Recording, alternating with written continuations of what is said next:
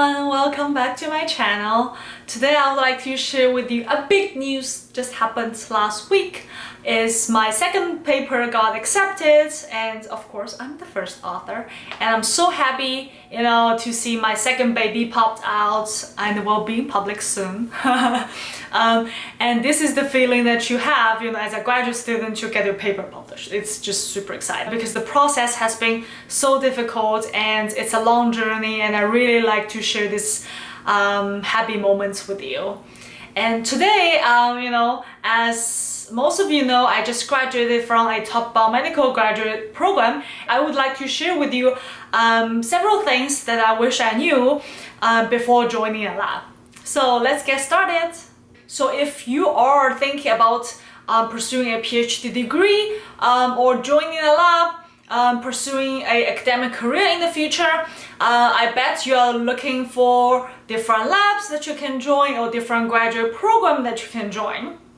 That is definitely very, very important to pick a program, which if you guys are interested, I can make into another video how I picked the current program after getting several different offers from different schools.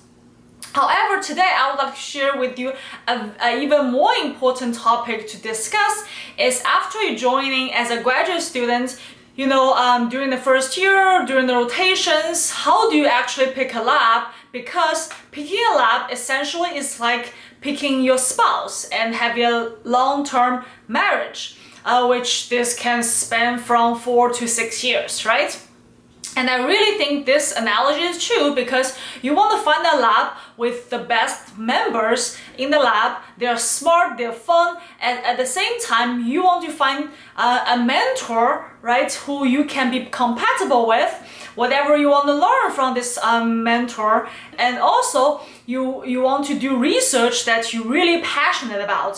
So this is really critical, and this can influence many, many years in the future, even lifelong time. That's why today I would like to share with you a few things that I think really important when you are choosing a lab.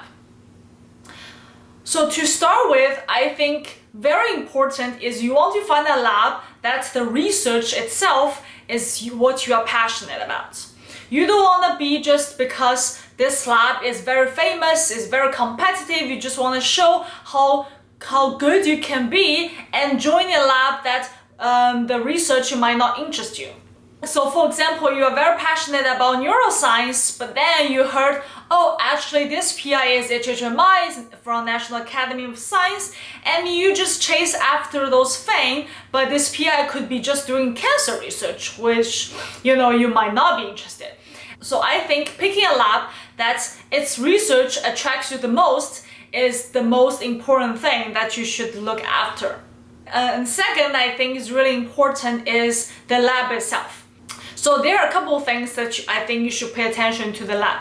So first is the PI, and second is the lab member. Okay, and I think both are equally important because some students ask me, oh, how did you pick this lab? And I never told them, oh, just because of PI or just because this lab member I love. No, you have to take a look at both, okay? So you have to love the PI, him or herself. At the same time, the lab members can help you tremendously inside the lab. So first of all, PI is definitely very important. He or she help you design the project. You learn how to be a better scientist from them. First of all, you have to understand if you want to join a small lab or a big lab, because that's essentially very different. In a small lab, the PI can help you hands-on, right? You are picking a worm, you are making a mouse, and this can be helped with the PI, him or herself, right? He or she can sit down with you, really design every step of the way, or when you are writing the manuscript after you're going to finish up your graduate school, he or she can sit down with you, really help you, write each sentence of your paper, really tell you which part should be put into the paper, or even down to the thesis, what should you put in the thesis as well. So this can be really, really helpful if you know nothing before joining the lab. You really need hands-on help from the PI him or herself, right? Then you have to join a small lab because the PI from the big lab, they're extremely busy. You cannot expect that they respond to your email right away. They can have a meeting as long as you knock on his or her office door, because they could be working 8 to 6 non-stop, with collaborators on the Zoom nowadays, or before pandemic, they'll be flying everywhere every week. You really cannot have any time to see them. So this is some expectation you have to set first before you choose the lab. Okay, so as important as the PI, the lab members are really crucial for your success of the graduate school. If you're surrounded, imagine, every day with very smart people, you brainstorm the science together, they help you when you need it, no matter in the lab or outside the lab, you actually make friends with your lab members. This is your second family. So and this is, not some family that you're born with that you cannot pick. This is a family that you can actually choose, okay? So you really wanna interact with each of them during your rotation and then figure out if this is the family that you want to be a member of. A lot of students ask me, what should I learn during my grad school? To me, I think knowledge is very, very important. You have to know what your project's about.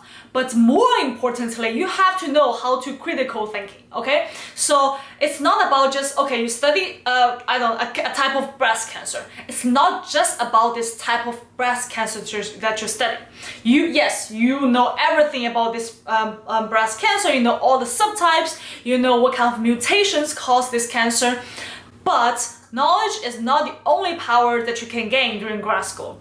A more important power that you should learn during grad school is how to think about this problem, how to troubleshoot this problem, how to quickly learn skills on this project, right?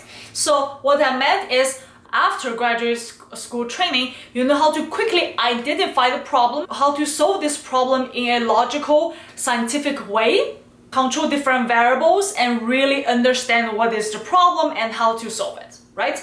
And this is a skill that you need, not only you stay in the science long term, but also if you want to switch career, you want to go to consulting, you want to go to scientific writing, you want to, become an FBI agent, it's all necessary that you can quickly identify the problem and know how to solve it. And that's what I think the most important thing that the graduate school should teach you.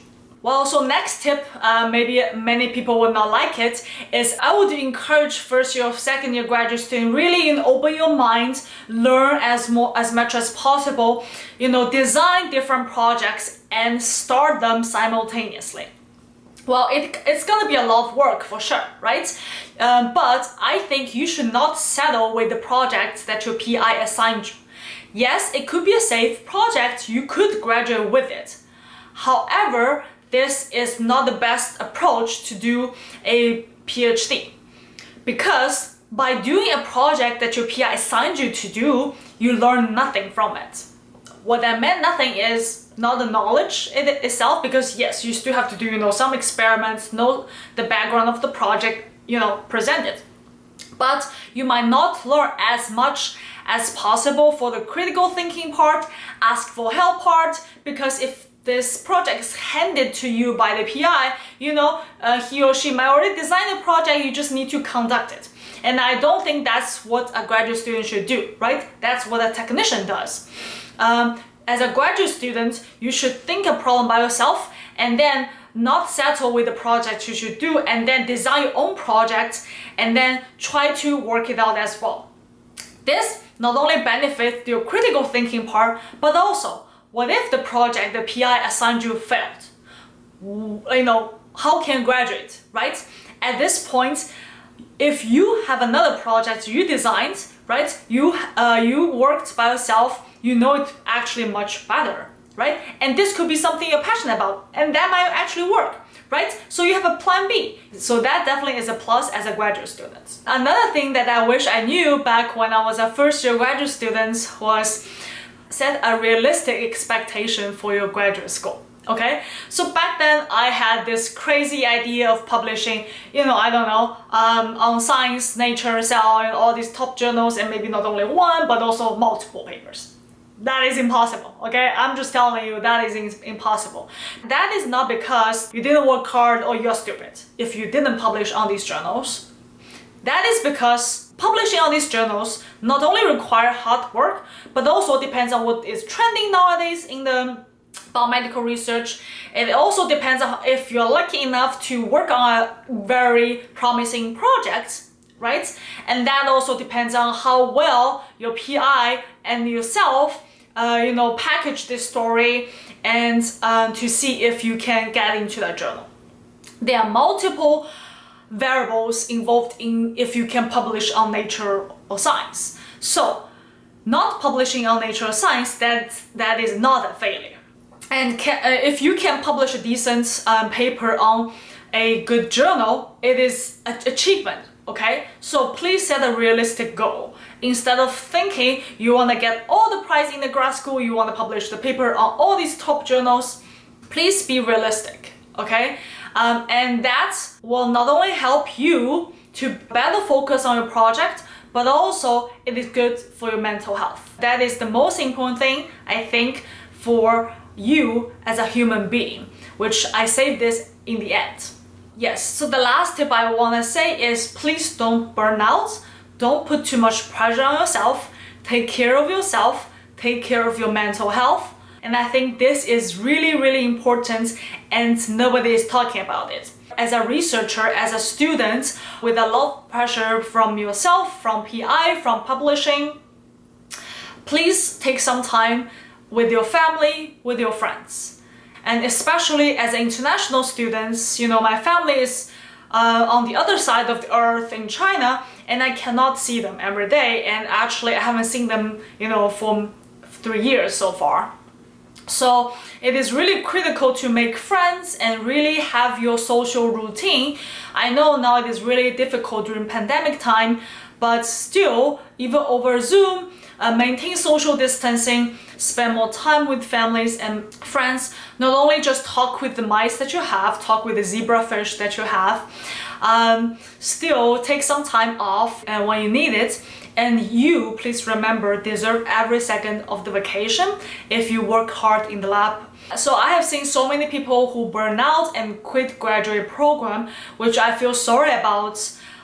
Even though, now they definitely are, happy with their current career or current position. But at the same time, as a friend, I really hope that, they can hang on there and back in time, they can take care of themselves so they would not burn out and quit, Definitely, I'm still happy for them. But I'm just saying, if you already worked so hard to get into the current program, please take some time off when you feel needed. Don't feel guilty when you didn't go to the lab on weekend. Spend some time outside, outdoors in the park. Even just play with your pets if you have any. That will all help you to stay longer and work better in the lab. Well, so that's all I want to share you. The things that I wish I knew before joining the lab. So I always think graduate school is like a few year long marriage. Hopefully you can find the classmates and the lab members that you like and doing the research that you love. So I hope you enjoyed the video. Please like and subscribe, and I will see you in the next video.